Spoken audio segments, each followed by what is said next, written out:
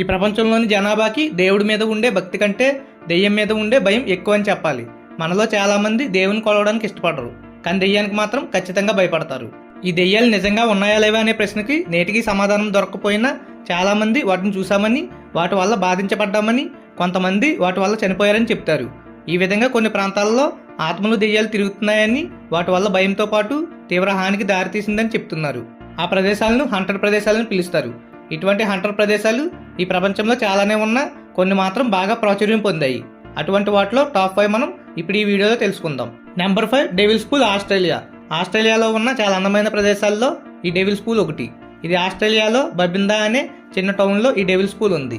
అయితే ఇది best tourist ప్రదేశమే కాదు, చాలా ప్రమాదకరమైన ప్రదేశం కూడా. 1933 నుంచి ఈ ప్రాంతంలో 20 మందికి పైగా చనిపోయారు. అక్కడ వారు ఈ ప్రాంతం శాపానికి గురైందని చెప్తుంటారు.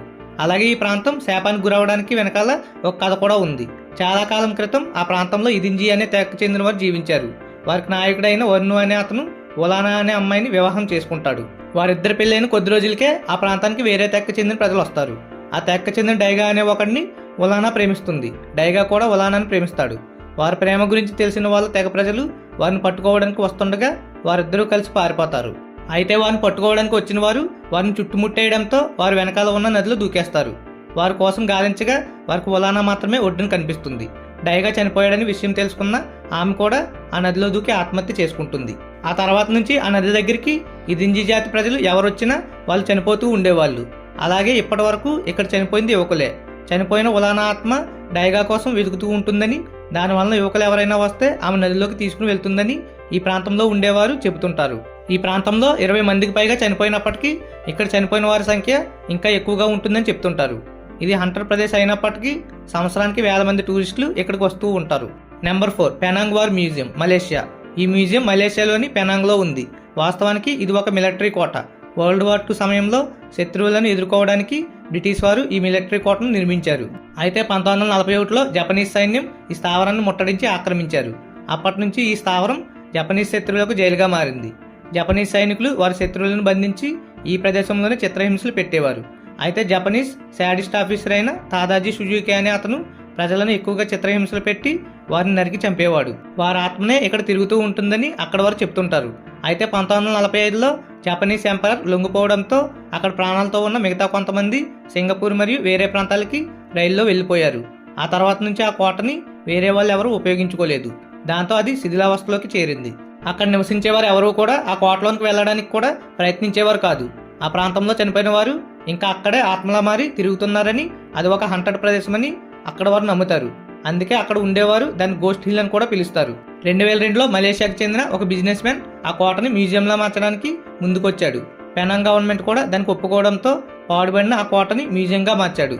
వరల్డ్ వార్ II సమయంలో వారు వాడిన వెపన్స్, అలాగే వారు యూజ్ చేసిన బెట్స్, ఇలా చాలా వస్తువులు ఆ మ్యూజియంలో కనిపిస్తాయి. నేషనల్ జియోగ్రఫీ నిర్వహించిన ఒక సర్వేలో ఇది ఆసియాలో మోస్ట్ హాంటెడ్ ప్రదేశంగా టాప్ 10లో నిలిచింది. Number 3, Poveglia island. ఈ ప్రపంచంలోనే మోస్ట్ హాంటెడ్ ఐలాండ్గా పోవెగ్లియాకి పేరుంది. వెనిస్కి లూడోకి మధ్య కొన్ని ఐలాండ్స్ ఉన్నాయి. వాటిలో ఒకటి ఈ పోవెగ్లియా. చాలా కాలం క్రితం ఈ ఐలాండ్ చుట్టుపక్కల ఉన్న ప్రజల వల్ల భూభాగంపైకి ఎవరైనా అటాక్ చేస్తే ఈ ఐలాండ్లో తలదార్చుకునేవారు. 14వ శతాబ్దంలో యూరప్ని ఒక ఊపిన ప్లేగు వ్యాధి వెనిస్ మరియు ఆ చుట్టుపక్కల నగరాలను కూడా వదలలేదు. దాంతో వెనిస్లో కానీ చుట్టుపక్కల నగరాల్లో ఎవరికైనా ఈ వ్యాధి సోకితే వారిని ఈ పోవెగ్లియా ఐలాండ్లోనే వదిలేసేవారు. అలా ఈ వ్యాధి బారిన పడ్డ చాలా మంది ప్రజలు ఈ ఐలాండ్లోనే మరణించారు. అలా మరణించిన వారికి పెద్ద ఎత్తున స్థితులు పేర్చి వాళ్ళని తగలపెట్టేసేవారు. ఇలా ఆ ప్రాంతంలో వేల సంఖ్యలో మరణించిన వారిని ఆ ప్రాంతంలోనే తగలబెట్టడంతో అక్కడ 50% భూమి మొత్తం బూడిలాగే నల్లగా ఉంటుంది. 1800 చివరిలో ఈ ఐలాండ్లో ఒక మెంటల్ అసైలం నిర్మించారు. ఈ అసైలం మీద చాలా రూమర్స్ కూడా ఉన్నాయి. 1930లో ఒక డాక్టర్ అక్కడ ఉన్న రోగుల మీద చాలా ప్రయోగాలు చేశాడు. అయితే చివరికి అతడే పిచ్చివాడయి అసైలం టవర్ పైకెక్కి ఆత్మహత్య చేసుకున్నాడు. ఆ తర్వాత కొన్ని సంవత్సరాలకి అసైలం మూతపడింది. అలాగే ఆ టవర్ పైన ఉన్న గడియారం కూడా తీసేశారు. అయితే ఆ ఐలాండ్కి చుట్టుపక్కల నివసించే ప్రజలు మాత్రం ఆ టవర్ నుంచి గంట శబ్దం వినిపిస్తుందని చెప్తుంటారు.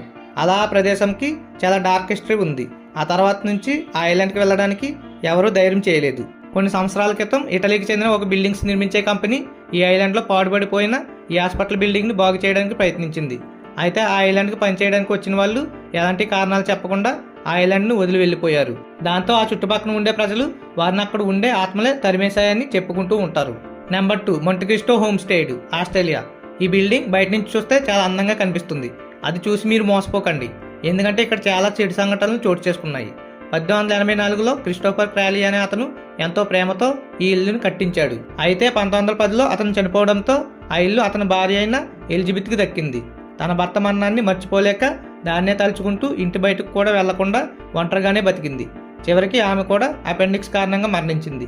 ఆ తర్వాత ఆ ఇంట్లోకి వచ్చిన చాలా మంది మరణించారు. అంతేకాదు అలా చనిపోయిన వారందరూ ఆ ఇంట్లోనే ఆత్మలాగా తిరుగుతున్నారు. ఆ మరణాలన్నిటికీ ఎలిజబెత్ ఆత్మనే కారణమని అందరూ అంటున్నారు. ఆ ఇంట్లో పనిచేసే ఒక ఆడమనిషి ఆ ఇంట్లో బాల్కనీ నుంచి పడిపోయి చనిపోయింది. ఆమె ఎక్కడైతే పడిపోయిందో ఆమె అక్కడే ఆ ఇంటి వరండాలో తిరుగుతూ ఉంటుందని, అలాగే ఒక చిన్న పిల్లాడు తన మంచం మీదే తన కోచ్ చేతిలో మరణించాడు. అలా మరణించిన ఆ పిల్లాడు తన కోచ్ ఇంటిని హంట చేస్తున్నాడని అక్కడ వారు చెప్తుంటారు. హరాల్డ్ అనే పిచ్చివాడిని ఆ ఇంటి గేట్ దగ్గర ఉన్న కాటేజ్లో 40 సంవత్సరాల పాటు కట్టేసి ఉంచారు. తర్వాత అతన్ని ఒక మెంటల్ హాస్పిటల్కి తీసుకెళ్లారు. అయితే అక్కడికి వెళ్ళిన కొద్ది రోజులకే అతను మరణించాడు. అతని ఆత్మ కూడా ఆ ఇంటి చుట్టూ తిరుగుతూ ఉంటుందని అంటుంటారు. అంతేకాదు అక్కడ అప్పుడప్పుడు చైన్ శబ్దాలు వినిపిస్తూ ఉంటాయని అంటారు. అంతేకాకుండా ఆ శబ్దాలు వస్తుంటే దాని అర్థం అతను వస్తున్నాడు అనడానికి సిగ్నల్స్ అని వారు చెప్తుంటారు. Number 1 Pluckley village, England. ఈ విలేజ్ ఇంగ్లాండ్లోని కెంట్లో ఉంది. కొన్ని సంవత్సరాల క్రితం మోస్ట్ హాంటెడ్ విలేజ్గా గిన్నిస్ బుక్లో స్థానం సంపాదించుకుంది. కొన్ని ప్రదేశాలు శ్మశానం కన్నా భయంకరంగా కనిపిస్తాయి. వాటిలో ఈ విలేజ్ కూడా ఒకటి. ఇక్కడ 1 కాదు 2 కాదు, ఏకంగా 15 ఆత్మలు తిరుగుతుంటాయని అక్కడ నివసించేవారు చెప్తుంటారు. వాటిలో హైవే మ్యాన్ అనే దెయ్యం ఎక్కువగా కనిపించే దెయ్యం. 1800వ శతాబ్దంలో ఇతను ఆ విలేజ్లోని కొంతమందితో గొడవ పడ్డాడు. ఆ గొడవలో అందరూ కలిసి అతన్ని కత్తితో పొడిచి చంపారు. ఫ్రైట్ కార్నర్ అనే పేరుతో అతను ఎక్కువగా హైవే మీద కనిపిస్తాడని చాలా మంది అంటుంటారు. ఈ విలేజ్లో ఒక హార్స్ గోస్ట్ కూడా ఉందట. ఈ విలేజ్లో ఉండేవారందరూ ప్రతిరోజు రాత్రి గుర్రం అరుపులు వింటూ ఉంటామని చెప్తుంటారు. అంతేకాదు కొంతమంది ఆ గుర్రంని బండితో చూసినట్లు, దాంట్లో నుండి ఒక కాంతి వెలుగుతూ చూసినట్లు చెప్తుంటారు. 1997లో ఒక డ్రైవర్ ఆ గుర్రం బండిని చూసినట్లు ఆల్మోస్ట్ గుద్దుపోయానని చెప్పాడు. ఇదే విలేజ్లో ఉన్న మరో ఆత్మ రెడ్ లేడీ. 1100 సంవత్సరాల్లో ఆ విలేజ్లో మరణించిన లేడీ డేరింగ్ అనే ఆమెను అదే ఊర్లో ఉన్న ఒక చర్చ్ గ్రేవ్యార్డ్లో ఒక బాక్స్లో పెట్టి దానిపై రెడ్ రోజెస్ పెట్టి పూడ్చిపెట్టారు. అయితే ఆమె ఎప్పుడు రెడ్ రోజెస్ కోసం వెతుకుతుంటుందని, అందుకే ఆమెను రెడ్ లేడీ అని అంటుంటారని ఆ విలేజ్ వారు చెప్తారు. ఇలా ఈ విలేజ్లో ఆత్మలు ఎప్పుడు కనిపిస్తుంటాయి. ఇలాంటి మరిన్ని వీడియోస్ కోసం నా ఛానల్ని సబ్స్క్రైబ్ చేసుకోండి. సబ్స్క్రైబ్ చేయడం మాత్రం మర్చిపోకండి. Please do subscribe.